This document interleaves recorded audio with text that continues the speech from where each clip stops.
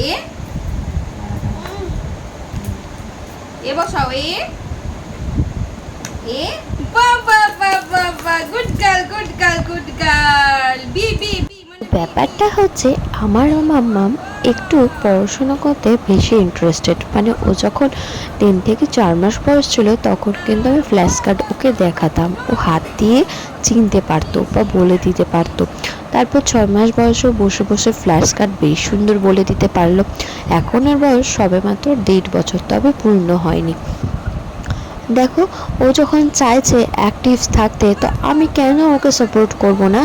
তো ও খুব ইন্টারেস্টেড এই সন্ধ্যাবেলাটা বসে বসে একটু পড়াশুনো করবে। আর আমি মনে করি বাচ্চাদের অ্যাক্টিভ রাখা, অ্যাক্টিভিটি দিয়ে রাখা তাদের ব্রেন ডেভেলপমেন্টে অনেক হেল্প করে।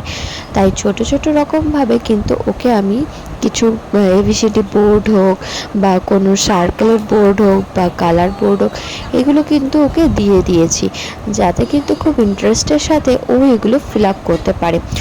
আর বাড়িতে বসে মাই হলো প্রথম শিক্ষক, তাহলে আমি কেন নই?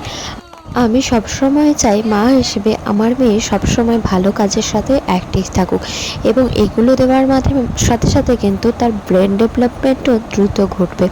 তাই তোমাদের বাচ্চাকেও কিন্তু অ্যাক্টিভ রাখতে চাইলে এই সব খেলনাপাতি দিয়ে মানে পড়াশোনার দিক থেকে হোক বা যেটা করলে ওদের ব্রেনটা ডেভেলপ হবে মনে হবে তোমার, সেগুলো দিয়ে কিন্তু অ্যাক্টিভ রাখতেই পারো। G for grapes. ওয়াও, খুব সুন্দর হয়েছে।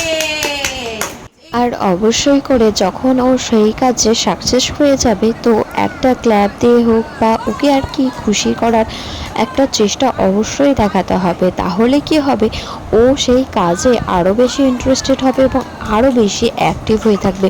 বাচ্চারা যত হাসবে খেলবে, হাসি খুশির মাধ্যমে অ্যাক্টিভিটিগুলো শিখবে, ততই বাচ্চারা দ্রুত ডেভেলপ করবে। এটা আমার মনে হয়েছে মা হিসেবে। Wow, very nice. জি কে কে ওটা কি হাজির হবে?